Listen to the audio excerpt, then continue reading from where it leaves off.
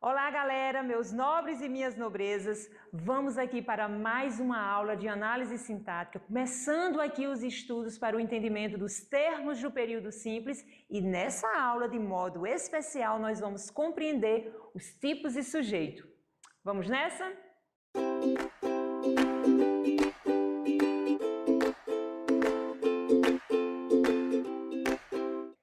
Veja só, nós aqui vamos estudar todos os termos do período simples, de modo especial aqui o sujeito. E que termos são esses? No período simples nós temos essa divisão.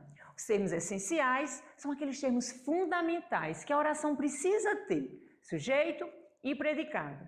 Os termos integrantes que têm ideia de complemento, e aí são os complementos verbais, objeto direto, objeto indireto, complemento nominal e agente da passiva. Esses termos integrantes, eles são importantes porque eles trazem ideia de complementação.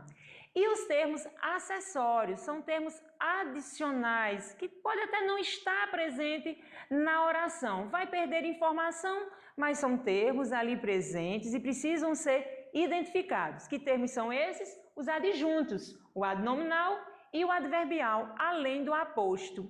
Malciele, eu acho que está faltando algum termo aí.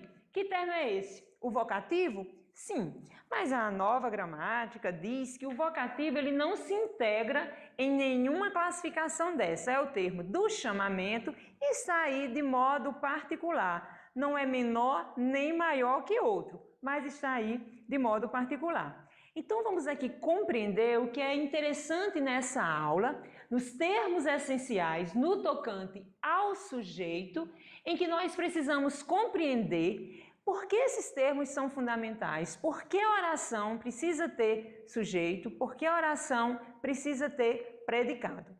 Gente, inicialmente, o sujeito e o predicado, ele é demarcado como termos essenciais na oração, em que nós temos no sujeito aquele ser que age ou que sofre a ação, né? Naquela relação de sujeito-agente ou sujeito-paciente, e esse termo ele está para o predicado, é o que o predicado realiza ou a qualidade que este nos apresenta.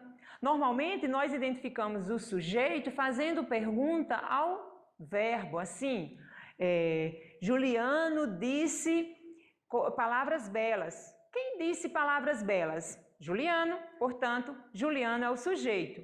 Olha só nessa frase, o desmatamento avança no Brasil. O que avança no Brasil?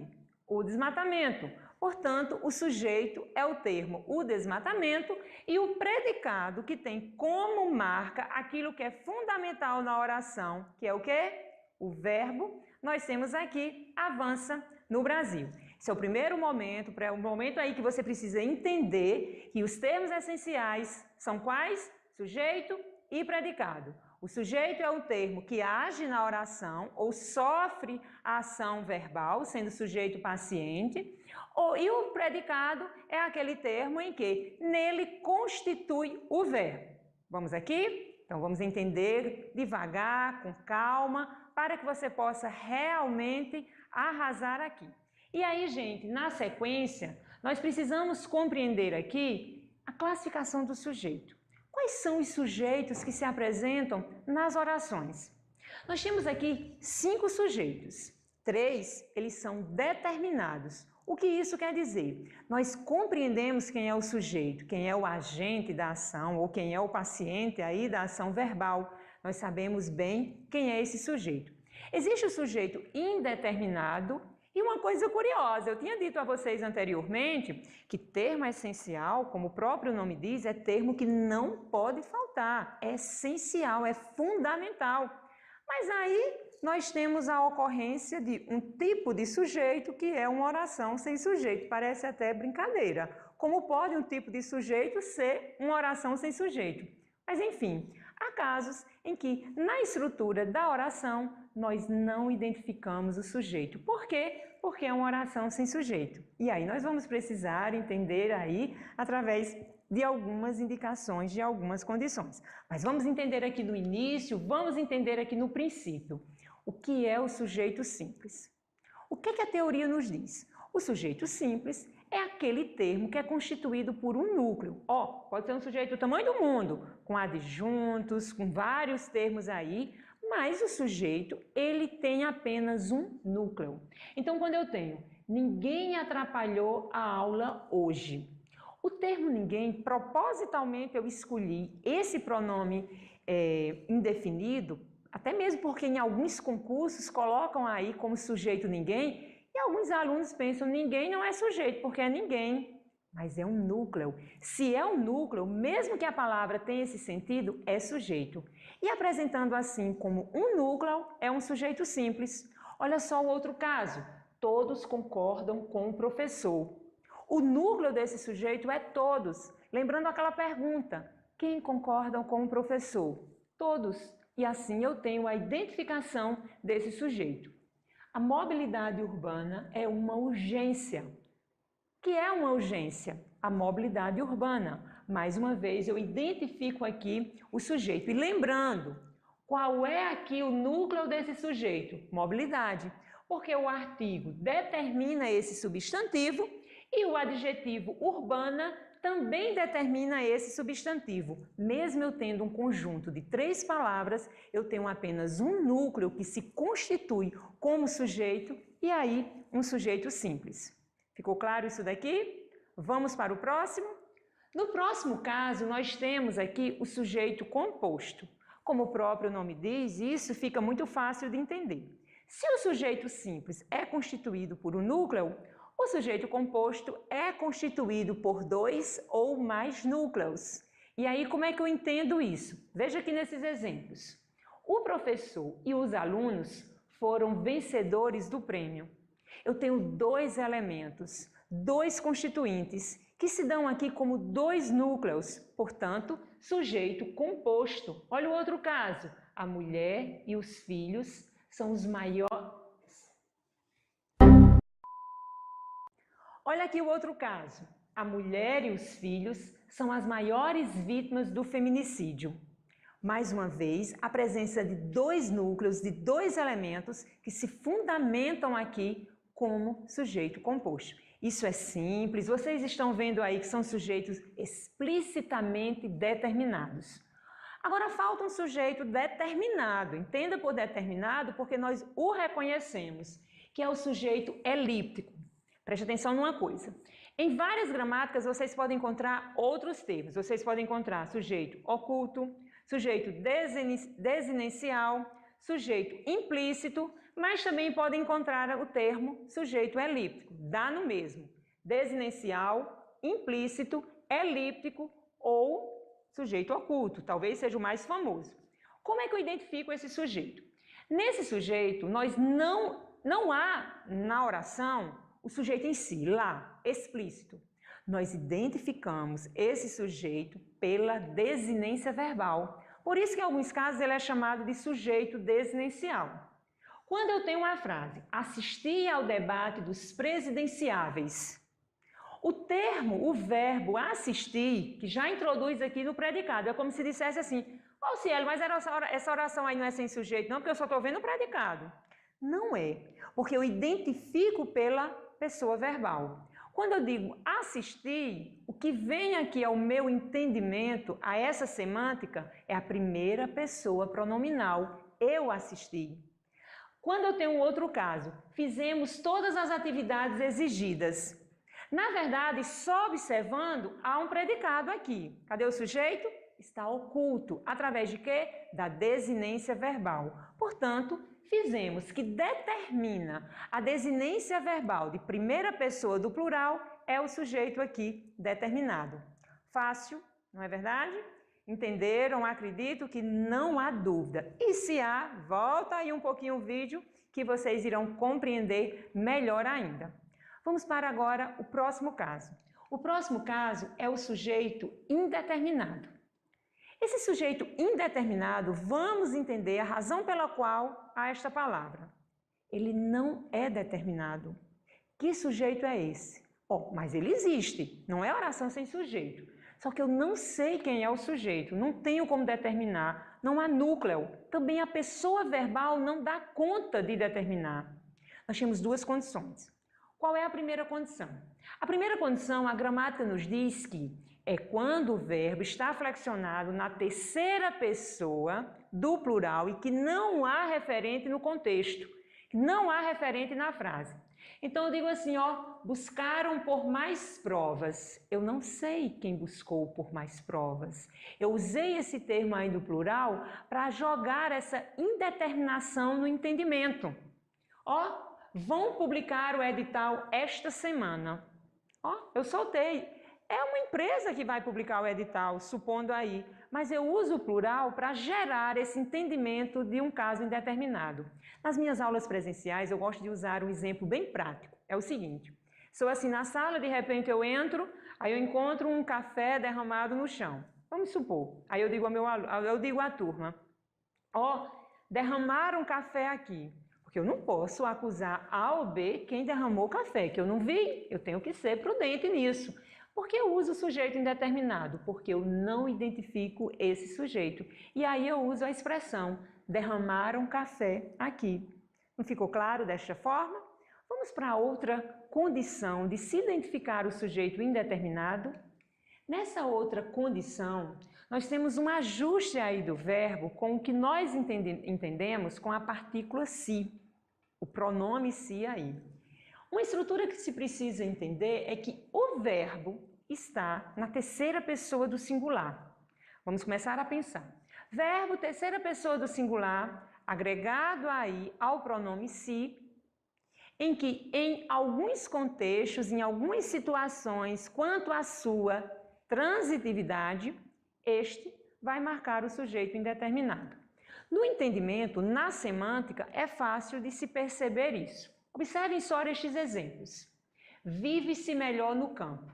Eu sei quem é que vive melhor no campo? Dá para saber quem é que vive melhor no campo? Alguém. Agora, quem? Eu não sei. O verbo viver nesse contexto é o quê? Intransitivo. Guarde essa informação para você. Precisa-se de técnicos em informática. Eu sei quem é que está precisando de técnicos em informática? Não sei. Portanto, mais uma vez, um sentido de indeterminação. No casamento, fica-se nervoso sempre. Eu sei quem é que está nervoso, quem fica nervoso? Não sei. Portanto, esses três casos demarcam aí a indeterminação do sujeito.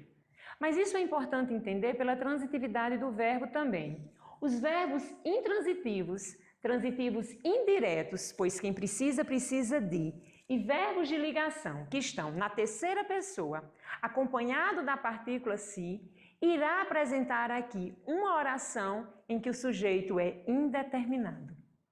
Olhe que eu não citei aqui o verbo transitivo direto, não citei de modo algum.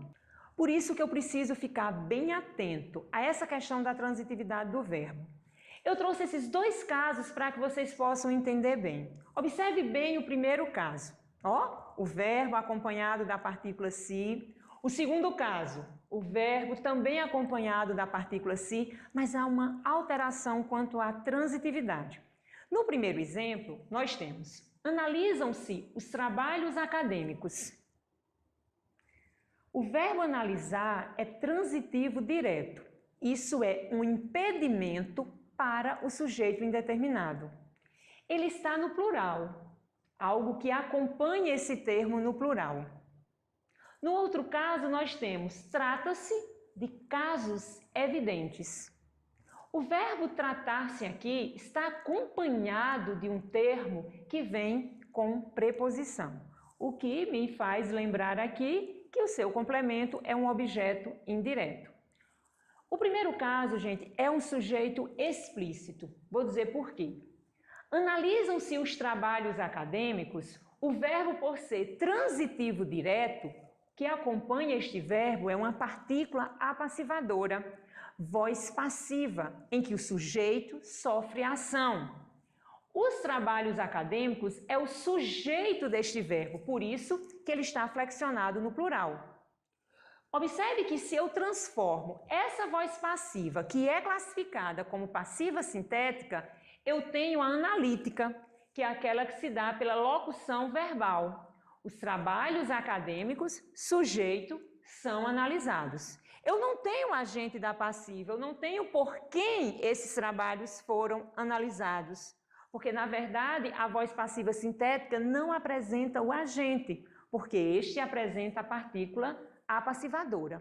Mas o sujeito está aqui e ele é simples porque apresenta um único núcleo.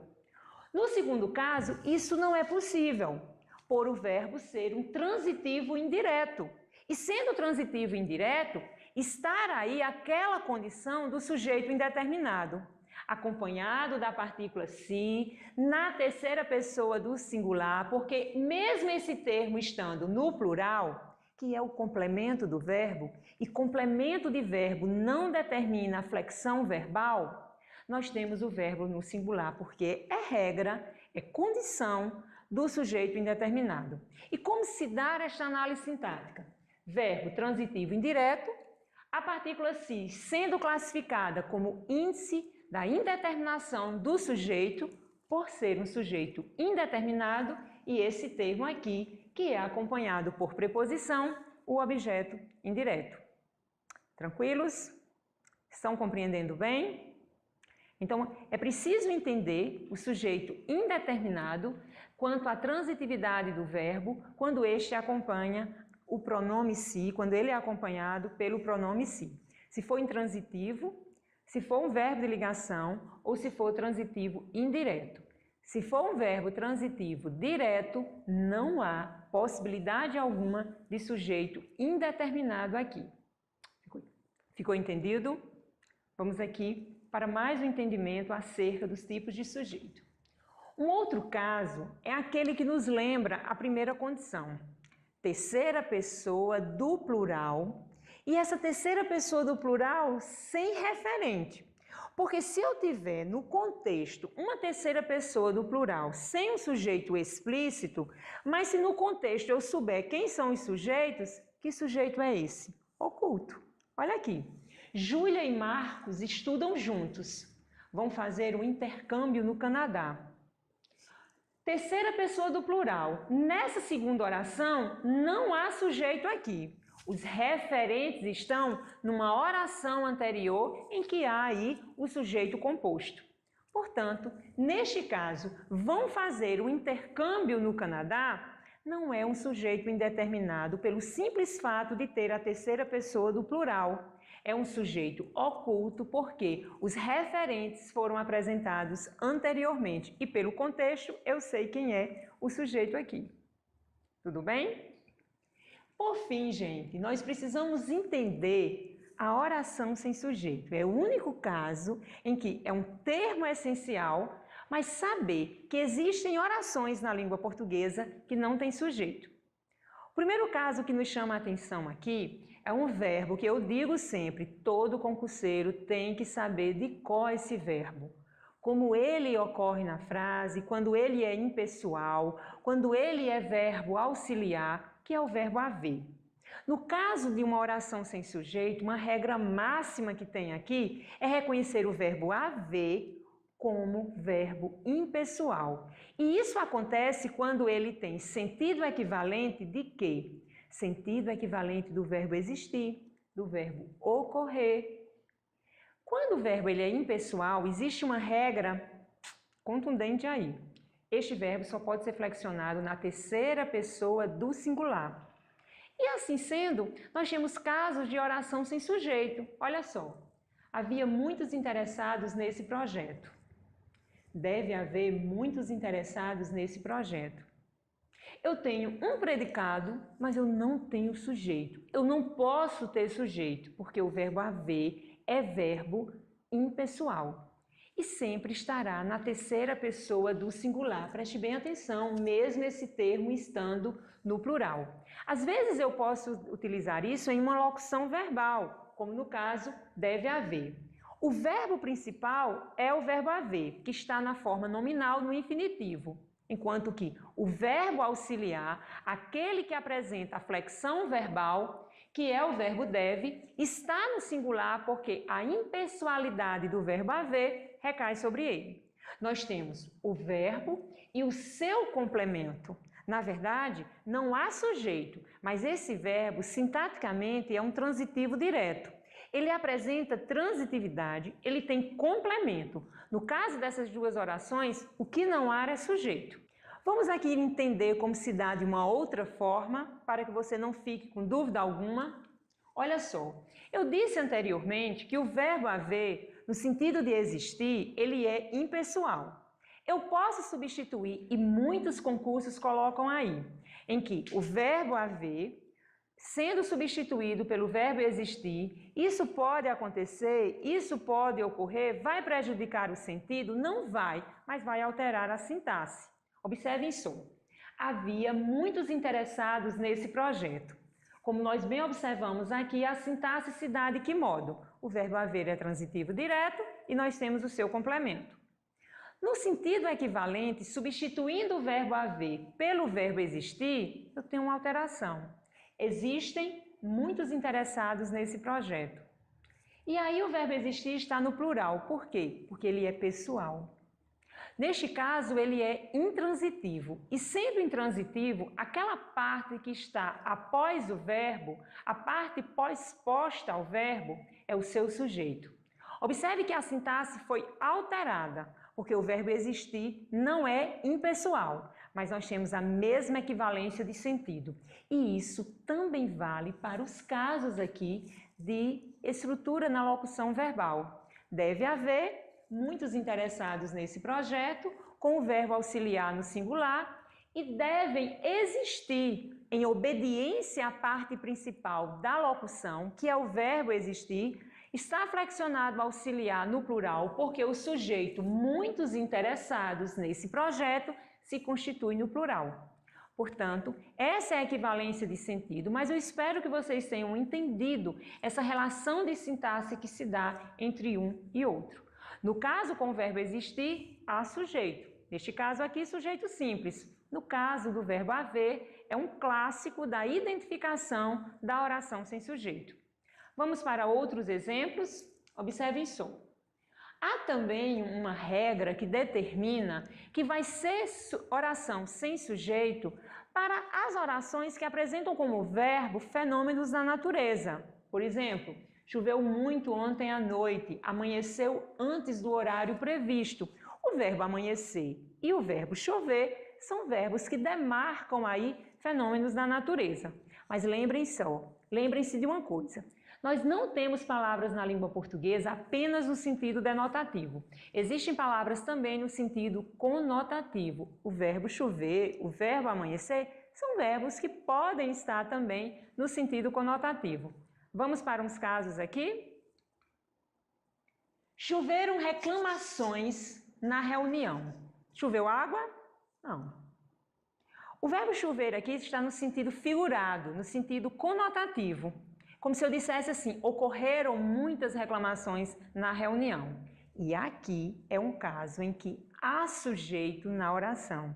O sujeito, inclusive, é esse, reclamações, ele está após o verbo. E este verbo aqui não designa fenômeno na natureza, ele está no sentido conotativo, traz aí um contexto de intensidade, é um verbo intransitivo. Assim como se dá no próximo, amanheci indisposta.